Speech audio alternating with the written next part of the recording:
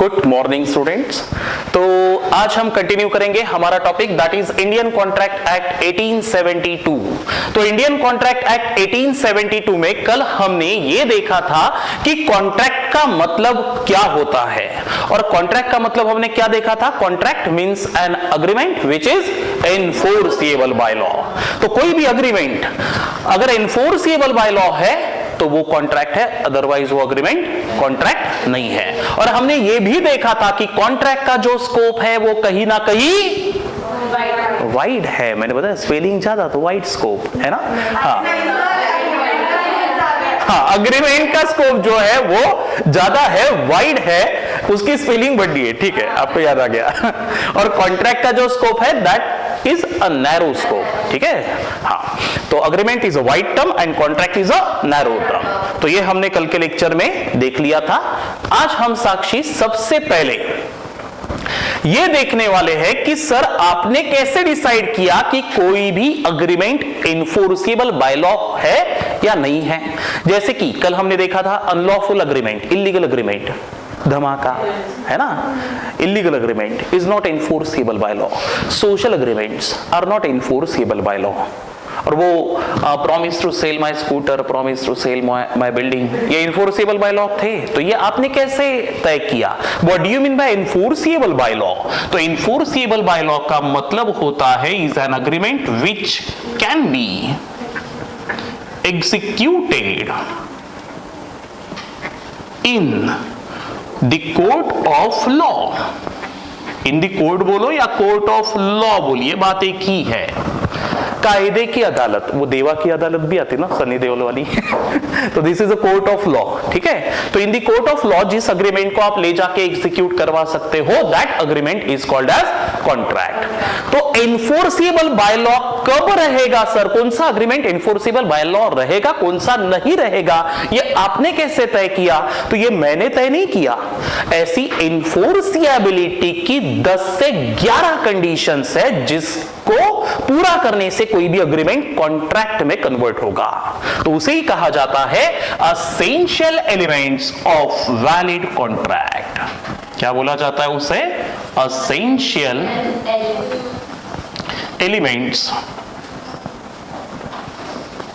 Of valid contract. Essential elements of valid contract, इसका मतलब होता है कि कोई भी अग्रीमेंट एनफोर्सेबल बाय लॉ कब रहेगा? तो जब वो सारे कंडीशंस फुलफिल करेगा, वो एनफोर्सेबल बाय लॉ रहेगा। बोले तो वैलिड कॉन्ट्रैक्ट रहेगा, ठीक है। तो वैलिड कॉन्ट्रैक्ट के एसेंशियल एलिमेंट्स, इसे ही बोला जाता है प्यार से कंडीशन ऑफ एनफोर्सिएबिलिटी। कंडीशन ऑफ एनफोर्सिएबिलिटी, ठीक है। तो ऐसे कौन कौन से कंडीशंस है सर? तो मैंने बोला था 11, 10 से 11 है। एक वैसे मैं उसे एक्सेप्ट करूं, कुछ लोग करते कुछ लोग नहीं करते, क्योंकि इंडियन कॉन्ट्रैक्ट एक्ट में उसके बारे में कहीं पे भी कुछ लिखा हुआ नहीं है। कुछ सेक्शन नंबर 25 छोड़ा तो, ठीक है। वन बाय वन देखते, बाद में 11वीं देखेंगे लास्ट। असेंशियल एलिमेंट हम क्या पढ़ने वाले? कंडीशंस। इन कंडीशन को अगर कोई भी अग्रीमेंट पूरा करे तो वो कॉन्ट्रैक्ट बनेगा, अदरवाइज वो अग्रीमेंट कॉन्ट्रैक्ट नहीं बनेगा, ठीक है। हाँ, तो सर ऐसे कौन कौन से कंडीशंस है जिसे पूरा करने पे an agreement will become a contract? तो condition number 1, there must B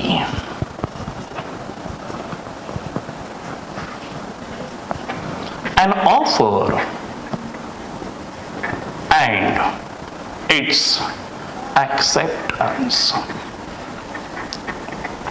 अब ध्यान में रखिए, जब भी मैं लिखूं, अब ताराचंद सर अपने आप में बुक बन चुके हैं 16 सालों से पढ़ा के, इसलिए मेरे पास कोई बुक नहीं है।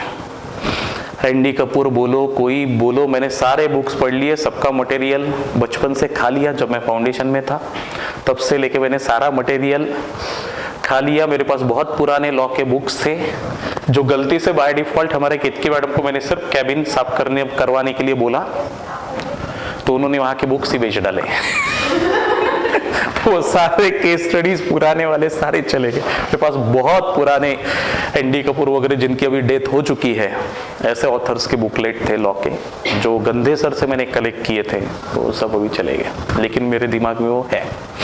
तो सारे केस स्टडीज में आपको बताऊंगा, जो आपने याद रखनी है वो भी बताऊंगा कि आपने याद रखना कौन सा आवश्यक है और कौन सा आपने इग्नोर करना है, ठीक है।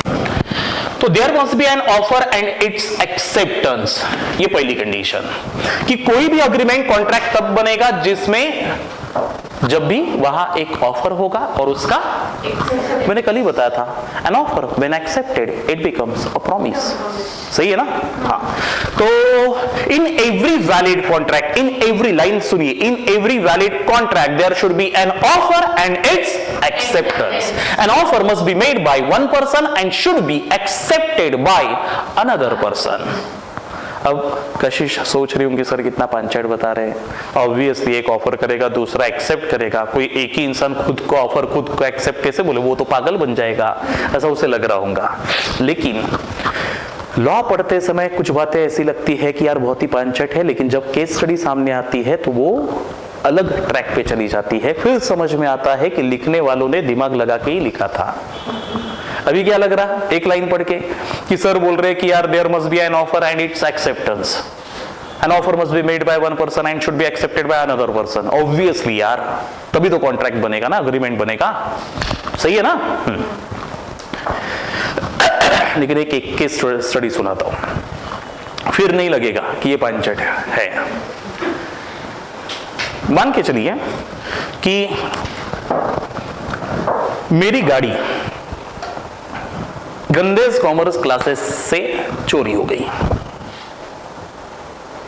सच में चोरी हुई थी, पल्सर हाथ में मिल गई, अभी प्रवीण सर चला रहे हैं। तो चोरी हो गई, चोरी करके रिया लेके गई।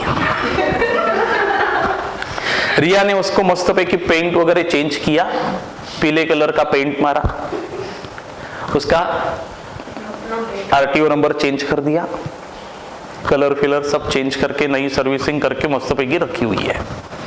उतने में उसके घर पे, नाम भूल गया, ख्याति पहुंची। उसने देखा है रिया, नई गाड़ी, नया घर, नई हस्बैंड। ऐड थी ना ऐसी एशियन पेंट की, पता है। हाँ, तो उसने बताया नई अब भी खरीदी। बोले कितने में?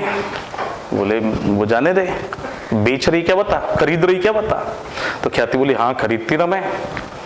तो बोले ठीक है चल 20,000 में लेके जा। 20,000 में ख्याति ने खरीद डाली, 20,000 दे दिए, ख्याति ने खरीद ली। कुछ दिन बाद ख्याति ने देखा ताराचंद सर गंदेज कॉमर्स क्लासेस पैदल पैदल आ रहे।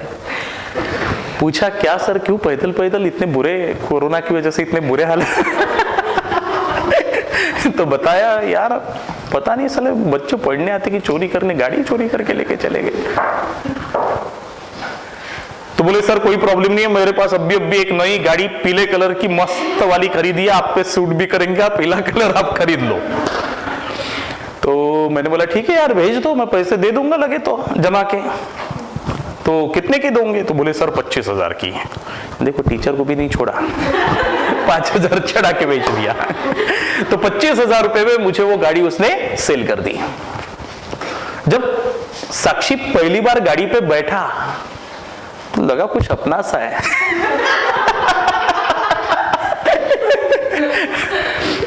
अपनी गाड़ी और अपनी बीवी पहचान में आती बड़ा। गौर से जब देखा तो साला पता चला ये तो मेरी ही गाड़ी है।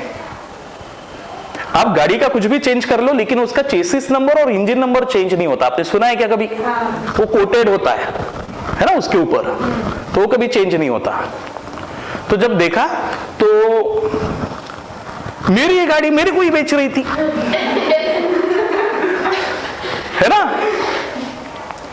बोला ख्याति ये तो मेरी गाड़ी है, चोरी करके लेके मेरे को ही बेच रही। बोली सर मैंने थोड़ी चोरी की, मैंने तो इन गुड फेथ में खरीदी। गुड फेथ में, बात समझी, लाइन समझी? गुड फेथ में यानी without knowledge of any fact. नहीं समझा? Without knowledge of any fact यानी क्या? मुझे कुछ भी नहीं पता चोरी वेरी का। I am in a good faith, so मैंने उसको परचेस किया रिया से, तो मेरे पास उसकी वैलिड ओनरशिप है, ऐसा उसका बोलना है। और वही ओनरशिप मैंने आपको ट्रांसफर की, बेची यानी ट्रांसफर की। बात समझ में आई? ऐसा किसका बोलना था? मैंने बोला निकल जाओ, मैं नहीं दूंगा पैसे, मैं गाड़ी भी नहीं दूंगा, पैसे भी नहीं दूंगा। बोले ऐसा कैसे नहीं दूंगे, मैं कोर्ट में जाऊंगी। गई कोर्ट में, बताया कि सर चोरी की है, काय की है मुझे नहीं पता, without any knowledge of fact I purchase it in good faith, so this is my bike, और मेरे पास इसकी वैलिड ओनरशिप है। उसी वैलिड ओनरशिप को मैंने ताराचंद सर को ट्रांसफर किया है। मैंने बोला जज साहब मेरी गाड़ी मेरे को ही बेच रही अरे यार मैं तो बहुत दुखी ना, फिर मेरी, तुम सोच के देखो, मेरी गाड़ी मैं ही खरीद रहा तो इसका बोलना भी सही था, मेरा बोलना भी सही था। क्या लगता है किसके तरफ जजमेंट आना चाहिए? बताइए, जजमेंट किसके फेवर में आएगा, ताराचंद सर या ख्याति?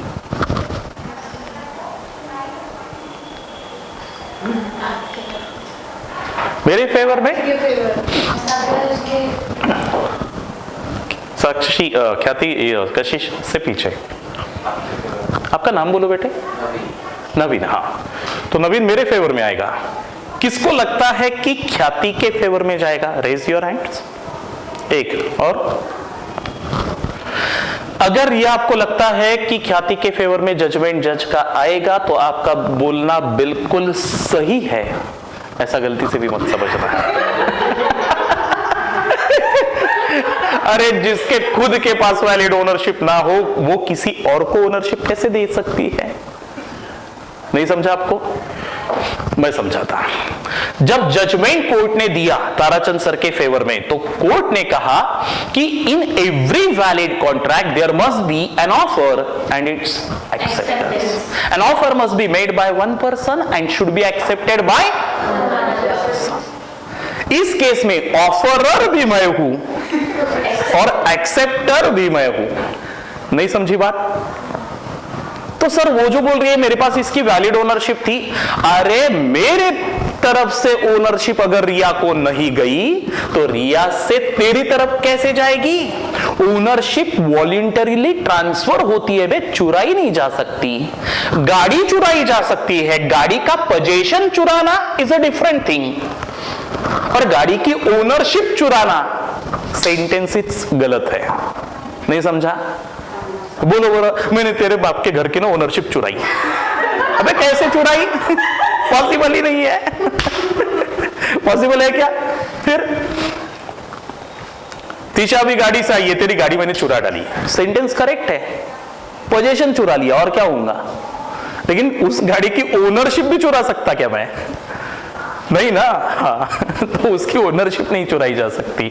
अगर मेरी तरफ से ओनरशिप उसको नहीं गई तो उसकी तरफ से इसको कैसे जाएगी, और इसकी तरफ से मेरे को कैसे आएगी? पॉसिबल ही नहीं है। अरे बात समझी क्या? yes, हाँ, तो in every valid contract there must be an offer and its acceptance. The same person can not be offerer and offeree himself. बात समझ में आई?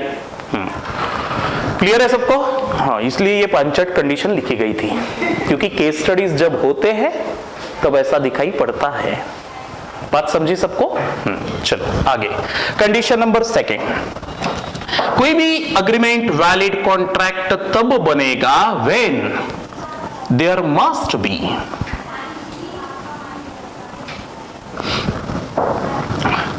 Legal obligations. What is legal obligations? कल बताया था। ऑब्लिगेशन बोले तो आप नहीं थे, लास्ट बेंच, आपका नाम बोलिए। भावेश। ऑब्लिगेशन का मतलब होता है कर्तव्य, और लीगल ऑब्लिगेशन का मतलब होता है कायदेशीर कर्तव्य, which I bind to perform. That is legal obligation, which I am legally bound to perform my obligation. That is legal obligation. In every valid contract, मेरी लाइन सुनिए, लिखते समय आपने भी एग्जाम में ऐसे ही ड्राफ्ट करना है। अब ड्राफ्टिंग में चला गया, ये एमसीक्यू पैटर्न में नहीं रहा, लॉ है ना। हाँ, तो लाइन लिखते समय, वो बोलते समय देखिए कैसे बोल रहा। In every valid contract, in every valid contract, line समझी ड्राफ्टिंग की? In every valid contract there should be a legal obligation upon the parties. Legal obligation are those obligation which the parties are legally bind to perform. क्या बोला मैंने? Legal obligations are those obligations which the parties are legally bound to perform. That is also called as legal duty. बात समझ में आई? अच्छा, तो हमने देखा था, एग्जाम्पल देखा था, जैसे कि फॉर एग्जाम्पल, ये 2 लाइन लिखने के बाद मैं एग्जाम में लिखूंगा for example, T promise to go to movie with R। कल हुआ था ना एग्जाम में, ताराचंद सर ने प्रॉमिस किया था मूवी दिखाऊंगा, है ना? फिर नहीं दिखाई थी, तो दूसरे दिन रिया ने मेरे खिलाफ केस डाल दी थी। जज साहब Tarachand sir was agreed me कि वो मूवी दिखाएंगे और नहीं दिखाई। That is amount to breach of agreement. Breach of agreement था, लेकिन ब्रीच ऑफ कॉन्ट्रैक्ट नहीं था, क्योंकि वो अग्रीमेंट सोशल अग्रीमेंट था। And in case of social agreement there are only social obligations upon the parties. Social agreement में social obligations होते हैं, लीगल ऑब्लिगेशन पार्टीज के ऊपर नहीं होते। जैसे मैंने खाने पे बुलाया था कशिश को, बोले सर खाना मिलेगा फोकट में, तो आ जाऊंगी। आ गई, टिंग टोंग, दरवाजा खोलने पे मैंने बोला क्या है रे भाई? बोले सर खाने पे बुलाया था आपने। मैंने बोला खाना तो खत्म हो गया, बीवी और मैंने खा डाला। बोले ऐसा कैसे हुआ, मेरे को बुला के खाना नहीं खिलाया, I will file a suit against you, SUIT, suit, case file करूंगी। बोला ठीक है कर लो। उसने मेरे खिलाफ केस फाइल कर दिया, जजमेंट मेरे फेवर में आएगा। क्यों? क्योंकि वो क्या था? Social agreement. अरे सोशल प्रॉमिस था यार, और सोशल प्रॉमिस में parties are not legally bind, the parties are socially bind. सही है, याद है तुमको? पार्टीज आर सोशली, सामाजिक रीत्या बाइंड हूं, लीगली बाइंड नहीं हूं। मेरी इच्छा है नहीं खिलाना तेरे को खाना, चल निकल इधर से। हाँ, लेकिन मुझे लगता है आई एम सोशली बाइंड, मुझे लगता है रिलेशन मेंटेन करना है, सोशल रिलेशन मेंटेन करना है, तो भाई खिला दे उसको खाना। बात समझी? तो these are called as social agreement, and in case of social agreement the parties are socially bound to perform their obligations, they are not legally bound. समझा? That's why in every valid contract there should be a legal obligation upon the parties. तो लिखते समय मैं लिखूंगा, explanation लिखना पड़ेगा ना। तो there must be a legal obligation upon the parties in every, लिखते समय मैं स्टार्टअप कैसे लूंगा? इन एवरी वैलिड कॉन्ट्रैक्ट, मेरे साथ साथ आप बोल सकते हैं, in every valid contract there should be legal obligations upon the parties. सही है? Legal obligation are those obligations to which the parties are legally bound to perform. सही है? That is also called as legal duty, legal duties. सही है? For example, X promised to go to movie with Y.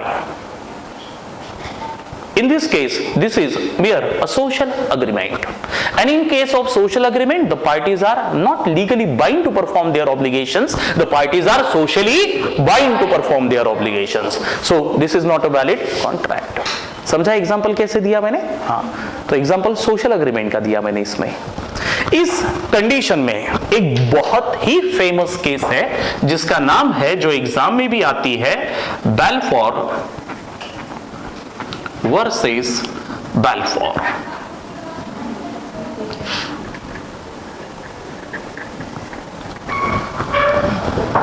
बैलफोर versus Balfour. Sir Tarachand sir versus रिया, ये सही है। Balfour versus बैलफोर यानी खुद के खिलाफ ही केस फाइल की क्या? नहीं, मिस्टर बैलफोर वर्सेस मिसेस बैलफोर। बात समझ में आई? तो उसे बैलफोर वर्सेस बैलफोर बोला जाता है प्यार से। तो केस में क्या हुआ था? फैक्ट ऑफ द केसेस कुछ ऐसे थे। मेरी लाइन सुनिए, मैंने शब्द क्या बोला? फैक्ट ऑफ द केसेस कुछ ऐसे थे। फैक्ट ऑफ द केसेस यानी क्या क्या हुआ था, उसे बोला जाता है फैक्ट ऑफ द केसेस। ठीक है? हाँ, तो फैक्ट ऑफ द केसेस कुछ ऐसे थे कि मिस्टर बैलफोर की अमेरिका कैलिफोर्निया से ट्रांसफर हो गई कनाडा। कनाडा ट्रांसफर जब हुई तो वो बीवी से बोला कि मैं अकेला ही जाऊंगा, और जाते समय उसने बीवी को प्रॉमिस किया कि मैं वहां से तेरे लिए 30 पाउंड भेजा करूंगा। ऐसा उसने प्रॉमिस किया। इस प्रॉमिस के साथ मिस्टर बैलफोर विदाउट बीवी कनाडा ट्रांसफर हो गए। 2-3 महीने तक के उन्होंने प्रॉमिस के अनुसार 30 पाउंड बीवी को मेंटेनेंस के तौर पे भेजे, घर खर्च। चौथे महीने से उन्होंने मेंटेनेंस भेजना बंद कर दिया। 2-3 महीने बीवी ने वेट किया, बाद में बीवी ने क्या किया, मिस्टर बेल्फोर के खिलाफ केस डाल दी। नवीन समझता है? तो मिस्टर बेल्फोर के खिलाफ उन्होंने केस डाल दी, ये बोलते हुए कि mister Balfour was agreed me, he promised मी कि वो मुझे मेंटेनेंस के तौर पे हर महीने 30 पाउंड घर खर्च के लिए भेजेंगे। उन्होंने 2-3 महीने भेजे, पिछले 3 महीने से भेजा हुआ नहीं है, सो मुझे 120 पाउंड चाहिए और ऊपर से कॉम्पेंसेशन के तौर पे 30 पाउंड एक्स्ट्रा चाहिए मुझे जो ट्रबल हुआ उस बात के लिए। क्या लगता है जजमेंट किसके फेवर में आएगा, मिस्टर बेल्फोर की मिसेस बेल्फोर? हाँ, किसके? मिसेस बेल्फोर के फेवर में आएगा। हाँ, क्या थी? Mrs Balfour. मिसेस मिस्टर, तेरे को मिस्टर प्यारा लग गया वो। मिसेस नवीन, मिसेस। लोगों को दूसरों की बीवी से बड़ी हमदर्दी रहती साला। हाँ, मिस्टर। क्यों रे मिस्टर? आप कल का लेक्चर देख चुके थे आने से पहले? देखना था रे बेटे। मैं कल जो मुझसे मिलने आए थे मैंने उनको बोला था कि एक बार कल के लेक्चर को देख लेना, आज के लेक्चर को देख लेना करके, ठीक है? साक्षी, मिसेस। ये औरतों का प्यार है। हाँ, मिस्टर वाला कौन था? उर्वी। क्यों मिस्टर? बराबर बोला बेटा आपने। Is a social promise. ये सोशल प्रॉमिस है, सोशल प्रॉमिस के अलावा ये कुछ भी नहीं है। It just a social promise. बात समझ में आई? वहां पे लीगल ऑब्लिगेशन है ही नहीं। कैसे होगा लीगल ऑब्लिगेशन? मैं घर खर्च के तौर पे पैसे भेजूंगा, ये तो सोशल प्रॉमिस हुआ ना। क्या है कॉन्ट्रैक्ट? क्या है कंसिडरेशन? अब भूल रहे थोड़ा सा, कंसिडरेशन चाहिए ना, वो भी नहीं है यहां पे। फिर तो सर क्या मिसेस बेल्फोर के साथ इंसाफ नहीं होगा नवीन? तो तेरी हमदर्दी वेस्ट नहीं जाएगी, उसके साथ इंसाफ होगा, लेकिन इंडियन कॉन्ट्रैक्ट एक्ट में उसके लिए कोई जगह नहीं है। उसके लिए जगह है हिंदू लॉ के अनुसार। वो फैमिली कोर्ट में केस फाइल करे और जस्टिस मांगे, लेकिन सिविल कोर्ट में उसके लिए कोई भी स्थान नहीं है, क्योंकि इंडियन कॉन्ट्रैक्ट एक्ट में an agreement will become a contract when there is a legal obligation, not social obligation. तो in case of Balfour versus Balfour there is a social obligation. यार लीगल ऑब्लिगेशन कैसे है? मैं कैसे बोलूं कि husband is legally bind to perform their obligation कि वो 30 पाउंड भेजे? ही इज सोशली बाइंड यार, क्योंकि उसने मैरिज किया था। तो मैरिज एक्ट के अंडर में देख लो तुम लोग जाके कि बीवी के क्या क्या हक है। वो सिविल को फैमिली कोर्ट में जाइए, वो जिले की बिल्डिंग देखी ना आपने, ग्रीन कलर वाली, आरबीआई के आगे देखा, वो स्क्वायर आता है जिला वाला, जिला जिसे बोलते हैं, जिला यानी मैजिस्ट्रेट कोर्ट है वो। हाँ, उसके पीछे आगे अगर आप जाओ तो फैमिली कोर्ट मिलेगा। वहां जाके, हाँ, पार्किंग के आगे जाके आप खड़े रहिए, ऐसे कवेलू जैसा है, यू पैटर्न में। हाँ, वहां जाके अगर आप 10-15 मिनट खड़े रहो तो वहां आवाजें सुनाई देती, साक्षी बाई हाजिर हो, फिर वो बीवी औरतें झगड़ा बाहर सब सुनाई देता है।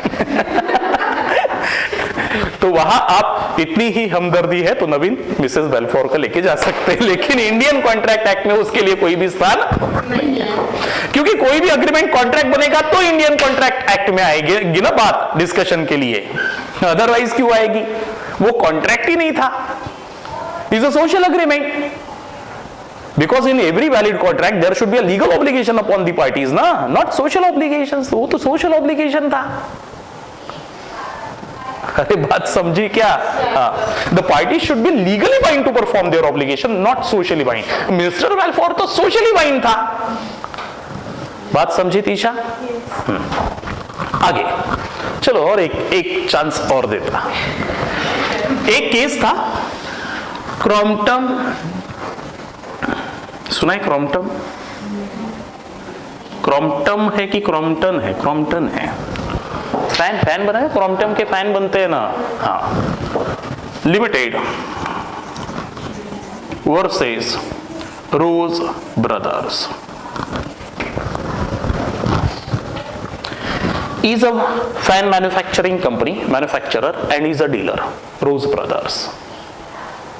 इन दोनों में ये अग्रीमेंट हुआ कि गुजरात में जब भी फैन बिकेंगे तो आपके पास उसकी डीलरशिप रहेगी।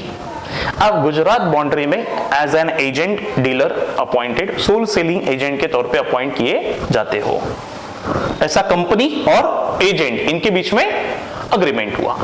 लेकिन जब अग्रीमेंट हुआ तो उर्वी अग्रीमेंट के एक टर्म में, टर्म समझता, टर्म्स बोले तो कंडीशंस। जब भी कोई कॉन्ट्रैक्ट होता है ना, अपन अपने टर्म्स क्लियर कर लेते हैं। जैसे आपने क्लियर किए, सर 30,000 दूंगी, 15 पहले दूंगी, 15 बाद में दूंगी अगर 11th वाला है। इसे बोला जाता है टर्म्स ऑफ द कॉन्ट्रैक्ट, जो क्लियर चाहिए।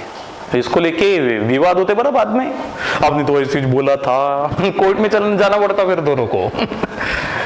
बात समझी? हाँ, तो these are called as terms. तो एक टर्म नंबर फॉर एग्जांपल फुकनाडी 5 ऐसा लिखा गया था कि in case of future dispute, अगर होता है तो, in case of future dispute, future सही है क्या spell? dispute, no one will file a suit against each other।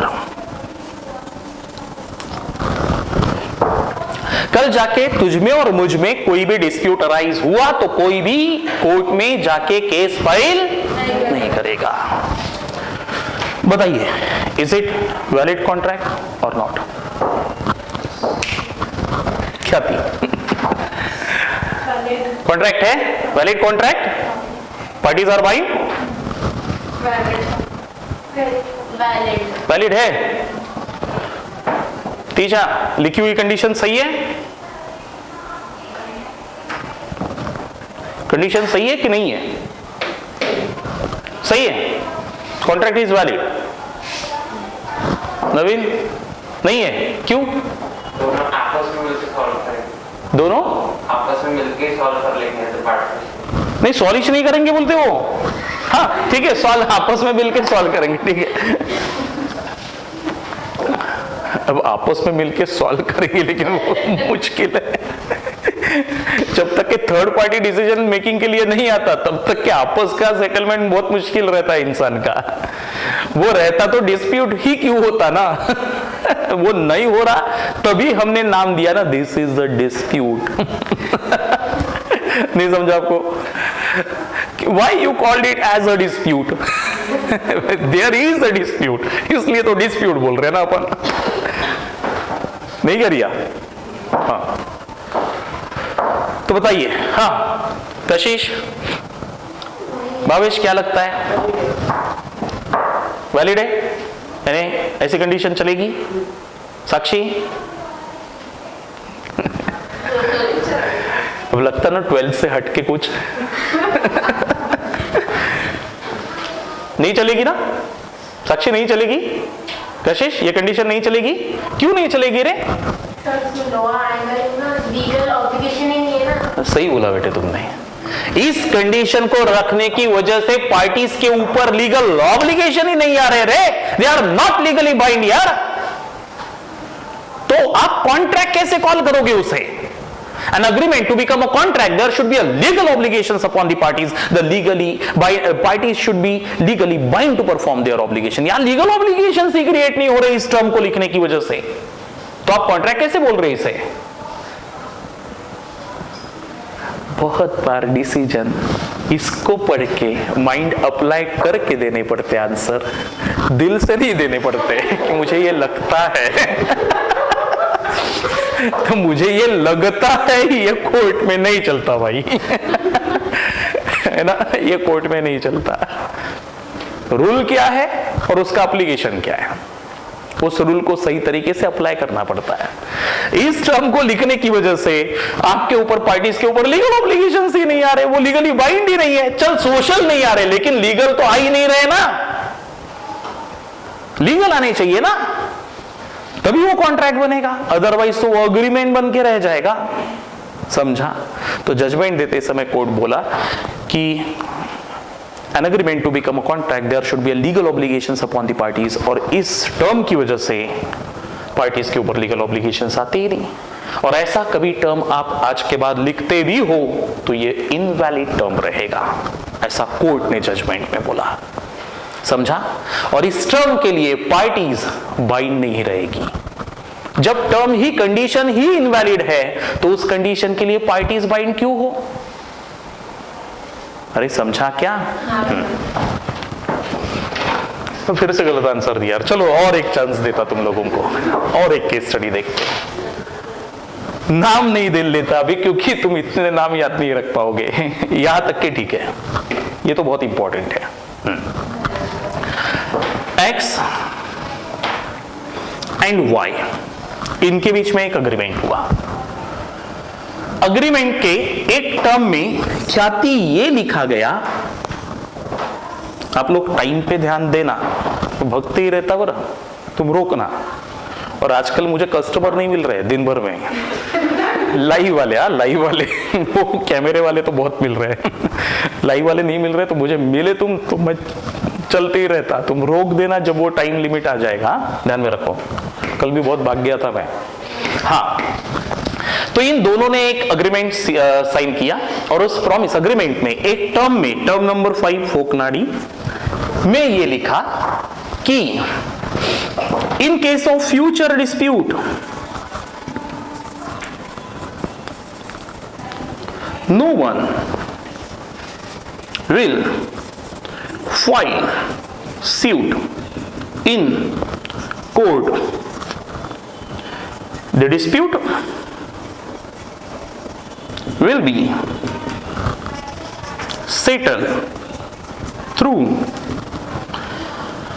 arbitrator, जिसे बोला जाता है third party, outside the court. यानी कोर्ट के बाहर थर्ड पार्टी के थ्रू हम अपना डिस्प्यूट सेटल करवा लेंगे, ऐसा उन्होंने लिखा। ठीक है? अब बताइए weather this agreement is a valid contract और नॉट। दिमाग में हाथ तो बहुत ज्यादा एकदम छोटा सा एक लाइन पढ़ना है और अप्लाई करना है, बस देखना है वही लीगल ऑब्लिगेशन आ रहे कि नहीं आ रहे। वो अल्टी पल्टी करके कैसे भी आए, लेकिन आने चाहिए। आ रहे तो कॉन्ट्रैक्ट है, नहीं तो नहीं है। क्या थी?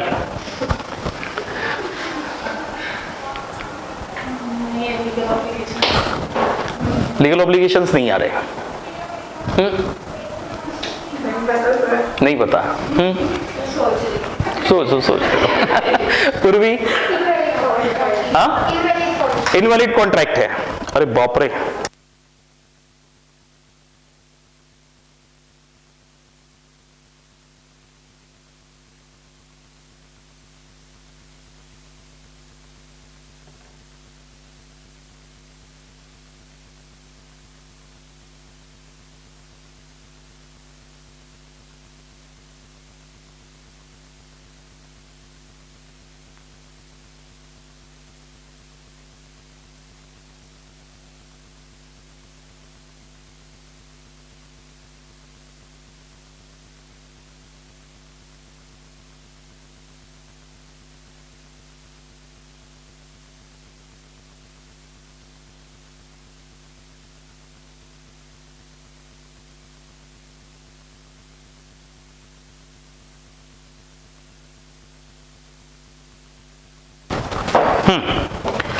तो थोड़ा सा वॉइस चला गया बीच में क्योंकि सेल डाउन हो गए थे। तो ठीक है, अभी आवाज रिकॉर्डिंग जा रही है। देखो कितनी टेक्निकल एरर्स आते हैं, सेल खत्म कब हो ध्यान रखना पड़ता।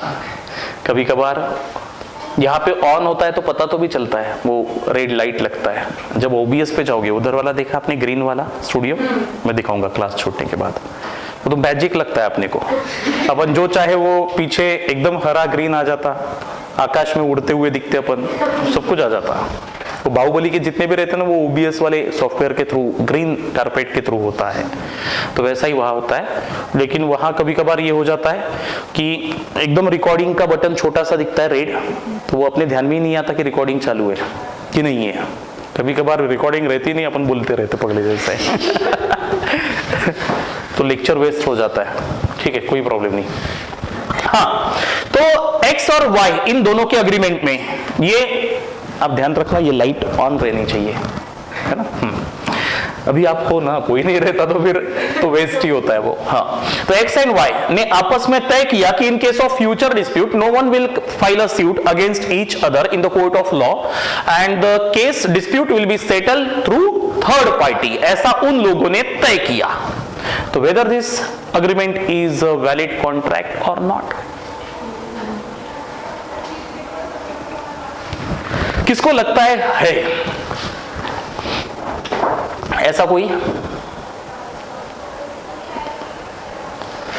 तो Urvi, this agreement is a valid contract, is a valid contract. फिर से आंसर गलत हुआ तुम लोगों का, is a valid contract. Sir क्यों? सुनो, आपने सुना है कि भारत की लीगल पोजीशन क्या है आज के तारीख में? नवीन, सुना है कभी? मैंने 11th में बताया था, एक मैटर आया था शुरू में। चलो मैं फिर से बताऊंगा। आज के तारीख में नवीन लीगल पोजीशन भारत में यह है भावेश कि एक ग्लोबल कॉरपोरेशन ने एक सर्वे किया था ऑल ओवर वर्ल्ड में, जिसमें से भारत की सच्चाई उन्होंने बताई थी कि भारत में आज के तारीख में इन सुप्रीम कोर्ट कितने भारत में? एक ही, बाकी लोग सोच में लग गए कितने वो एक ही एक। और उस एक सुप्रीम कोर्ट में भारत में 33,000 केसेस पेंडिंग पड़े हुए हैं उस समय की बात, आज तो और बढ़ गए होंगे। इन केस ऑफ हाई कोर्ट कितने? हाँ, दो अरे सिविक्स, एक नंबर सिविक्स पढ़ा है सब लोगों ने। हाँ, हर स्टेट में एक है, हर स्टेट में एक है ना। हाँ, हर स्टेट में नवीन एक हाई कोर्ट है। नागपुर में है क्या? महाराष्ट्र में क्या थी? तीशा, नवीन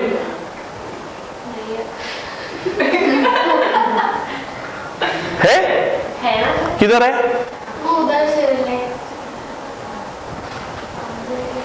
है कि नहीं है? है किधर? नागपुर में है क्या हाई कोर्ट? नागपुर में हाई कोर्ट है। वो जो गोकुल वृंदावन वाला रोड है ना, शंकर नगर से जो जाता है, that is called as WHC road, यानी वेस्ट हाई कोर्ट। तो उस रोड पे हाई कोर्ट है, इसलिए उस रोड को नाम दिया गया है WHC रोड, है ना। वहाँ वो हाई कोर्ट का जज मॉर्निंग वॉक को नहीं गया था, जो नाम दे दिया उसमें हाई कोर्ट सच में है।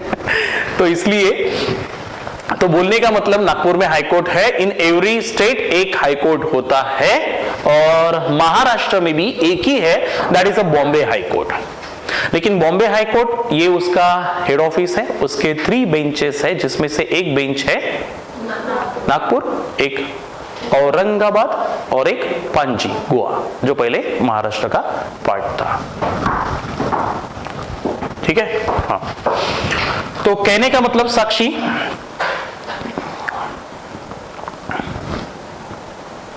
कहने का मतलब ये कॉन्ट्रैक्ट है, और क्यों है ये अपन देख रहे हैं ना। हाँ, तो हाई कोर्ट है, तो हाई कोर्ट में उस सर्वे के अनुसार, ग्लोबल कॉर्पोरेशन सर्वे की बात चल रही थी ना, तो उस सर्वे के अनुसार 2.5 लाख केसेस पेंडिंग पड़े हुए हैं। 2.5 लाख। और छोटे मोटे कोर्ट अगर आप देखो तो 3.5 crore cases, sorry 2.5 crore cases pending पड़े हुए, 2.5 करोड़ केसेस। अब आप सोचो, करोड़ों केसेस पेंडिंग पड़े हुए हैं, तो इतने सारे केसेस को सॉल्व करने के लिए जजेस इतने हैं क्या? कोर्ट इतने हैं क्या? और आगे के पैराग्राफ में तो बहुत अच्छा लिखा था उसने, at the current rate of resolution, at the current rate of resolution, line का मतलब क्या हुआ? रिजोल्यूशन यानी decision. At the current rate of decision, जिस स्पीड से अपन अभी सॉल्व कर रहे केसेस, उसी स्पीड से अगर अपन चले तो it is a work of next 350 years. ये आगे के 350 सालों का पेंडिंग काम है जो आने वाले 350 साल में कंप्लीट होगा। यानी अगर आज नवीन ने केस डाली है तो मेरे खिलाफ पढ़ाया नहीं करके पैसे लेके, तो तीसरे जन्म में अपन मिलेंगे। है ना, ऐसा ही किस्सा ही है। इसलिए अपन जो बोलते ना, वो औरत ने केस डाली, उसका नंबर आने तक के उसकी डेथ हो चुकी थी, किसी मूवी में सुना होगा, तो is a fact in India. ठीक है, तो बोलने का मतलब, इसीलिए इस सिचुएशन को देखते हुए भारत में एक कायदा बनाया गया, जिस कायदे का नाम था इज आर्बिट्रेशन एक्ट। क्या नाम था उसका? Arbitration act.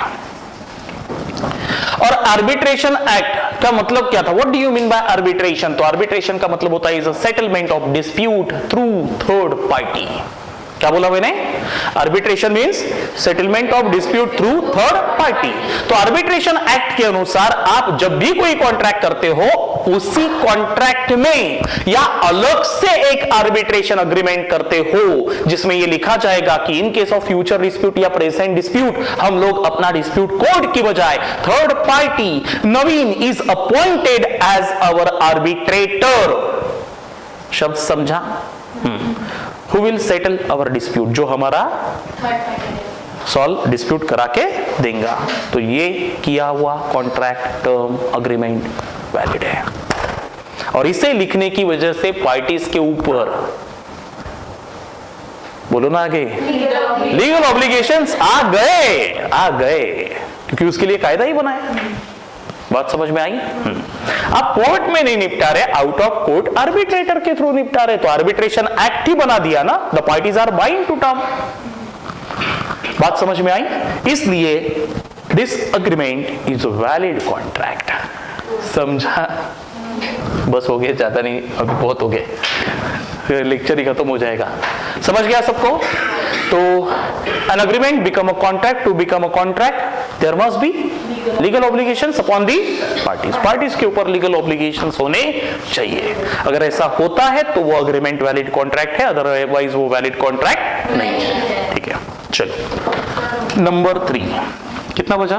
11। बस एक, 2 ही पढ़े ना अपन ने।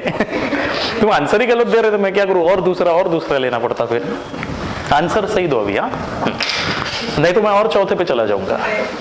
हाँ, देयर मस्ट बी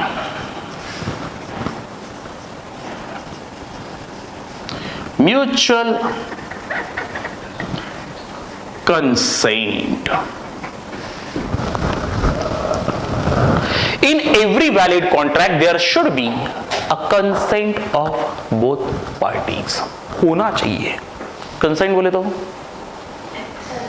हाउ होना चाहिए, हाउ। अरे हाउ नहीं है तो कैसे चलेगा यार? ऐसे बोले कहती बेचती की नहीं गाड़ी, तो वो कैसे कंसेंट हो गया? There should be a free consent. पहले तो कंसेंट होना चाहिए, फ्री है कि नहीं वो बात का मैटर है, पहले तो हाउ होना चाहिए, कंसेंट होना चाहिए। And there should be a mutual consent. Sir what do you mean by the term mutual consent? तो म्यूचुअल कंसेंट का मतलब होता है both the parties should agree upon the same thing in the same sense. क्या बोला? एक बार बोलो। Both the parties should agree upon the in the same, तेरा भी हो मेरा भी हो, एक ही बात पे हो होना चाहिए। तू अलग बात पे हो और मैं अलग बात पे हो। That is agreement but not a contract. बहुत ही बकवास लैंग्वेज में बताया, लेकिन समझा ना? तेरा भी हो और तीसरा मेरा भी हो, एक ही बात पे हो, that is called as mutual consent. समझा ना? केस स्टडीज पे चलते हैं। मेरा एक फार्म हाउस है पुणे में। साक्षी उस फार्म हाउस पे आई थी, उसने वहां एक घोड़ा देखा था। व्हाइट कलर का, उसे बहुत पसंद आया। उसने उस समय खरीदने की कोशिश की थी, पूछा कितने में बेच रहे, मैंने बोला नहीं बिकाऊ नहीं है, बोले जाने दो नहीं है तो। आज उस बात को 3-4 साल हो गए। आज मैं भी नागपुर में, साक्षी भी नागपुर में। मुझे पैसों की आवश्यकता थी, सो मैंने एक घोड़ा बेचने के लिए निकाला। पेपर में ऐड दी, want to sell my horse for ₹50,000। Sakshi ने फोन किया, फटाक से देखा, उसे पसंद ही था वो घोड़ा तो। उसने फोन किया, फोन करके मेरे को बोला ताराचंद सर मुझे खरीदना है, भेज दो जल्दी। ड्राइवर भेजती, मुझे घोड़ा चाहिए, मॉर्निंग वॉक पे जाऊंगी। अरे घोड़े की मॉर्निंग वॉक। हाँ तो मुझे घोड़ा चाहिए, मैं 50,000 ड्राइवर के हाथों से भेज रही हूं। ड्राइवर भेजा, 50,000 लिया और घोड़ा दे दिया। जब घोड़े को साक्षी ने देखा, घोड़े ने साक्षी को नहीं, साक्षी ने घोड़े को देखा, तो उसे 500 वोल्ट का झटका लगा। बोले साला जब देखा था तब तो गोरा था, काला कैसे हो गया? That is a black horse which I want to sell. फटाक से फोन, सर मैंने जब देखा था वो तो व्हाइट हॉर्स था, ये ब्लैक कैसे आ गया? बोला मैंने व्हाइट बेचने की बात ही नहीं की, मुझे ब्लैक ही बेचना था। तो बोले मैंने तो समझा कि वो व्हाइट जो मैंने पूना में देखा था फार्म हाउस में, आप वही बेच रहे मेरे को, मुझे लगा वही है, इसलिए मैं कॉन्ट्रैक्ट में आ गई, मैंने ऐसा समझा। वो तेरी समझ को मैं क्या समझू, मुझे तो ब्लैक ही बेचना था, मैंने व्हाइट की बात ही नहीं की। बोले नहीं मेरे को तो व्हाइट ही चाहिए, मुझे लगा व्हाइट ही बेच रहे, इसलिए मैंने तो वही देखा था ना, आपको भी पता था, इसलिए मैंने फोन मारा था। ऐसा बस झगड़ा चालू, झगड़ा चला गया। अब बताइए क्या थी जजमेंट, किसके फेवर में आएगा? मेरे फेवर में। पहले तो कंसेंट अब सवेरे 1 घंटे से अभी आंसर सही निकला। 1 घंटे से अभी आंसर पहली बार सही निकले। तो सही है कि मेरे फेवर में आएगा, क्योंकि यहां पे कंसेंट था लेकिन म्यूचुअल कंसेंट नहीं था। ये केस अगर कोर्ट में गया तो जज के लिए इसे सॉल्व करना मुश्किल नहीं, नामुमकिन है। तू अपना लगाएंगी सफेद घोड़ा, मैं अपना लगाऊंगा ब्लैक हॉर्स, वो तो पागल हो जाएगा ना। वो दोनों को भगा देंगे वहां से कोर्ट से। और क्या बोलेगा पता है नवीन? ताराचंद सर साक्षी चल अपने घर में भागो, पहले अपने टर्म्स एंड कंडीशन क्लियर करो, म्यूचुअली अग्रीड हो जाओ, फिर मेरे पास आओ। तुम्हारा सब्जेक्ट ही म्यूचुअली अग्रीड नहीं है यार, तुम व्हाइट सब्जेक्ट पे अग्रीड हो और तुम ब्लैक पे हो। There is no mutual consent, there is a consent but there is तेरा हो व्हाइट हॉर्स पे, मेरा हो ब्लैक हॉर्स पे। कॉन्ट्रैक्ट ही नहीं बना, क्योंकि an agreement to become a contract there should be a mutual consent of the parties. बात समझ में आई? म्यूचुअल कंसेंट है तो ही वो अग्रीमेंट कॉन्ट्रैक्ट है, अदरवाइज ये कॉन्ट्रैक्ट था, सॉरी ये अग्रीमेंट था लेकिन कॉन्ट्रैक्ट नहीं बन पाया, because there is no mutual consent. समझा? तो what is mutual consent? Both the parties should agree upon the same thing in the same या इन द सेम मैनर, कुछ भी बोल सकते। समझ गई बात? और एक बताना, मैंने एक एड पेपर में दी कि मुझे कोरोना की वजह से क्लासरूम खाली पड़ी है, आई वांट टू रेंट पे देना है।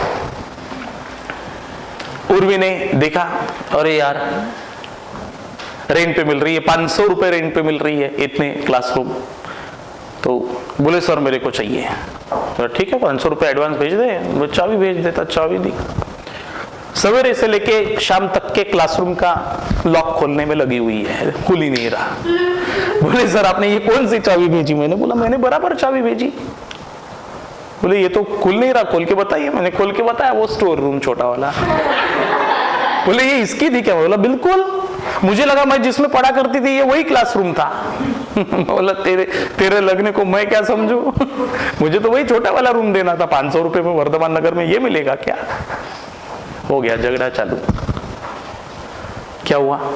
both the parties are not agreed upon the same thing in the same sense, so this is agreement but not a Contract. Code इसे सॉल्व कर ही नहीं सकता यार। तुम्हारी अंडरस्टैंडिंग किसी और बात पे और मेरी अंडरस्टैंडिंग किसी और बात पे है, कैसे सॉल्व करेगा? समझा ना? हाँ, तो an agreement to become a contract there must be mutual consent of the parties। चलो आगे की रुको। रुक जाओ, ठीक है। चलो आज के लेक्चर को यहाँ पे फिनिश करते हैं। 10-11 कंडीशन में से हमारे 3 हो चुके हैं, बाकी हम नेक्स्ट लेक्चर में देखेंगे। चलो, थैंक यू स्टूडेंट्स।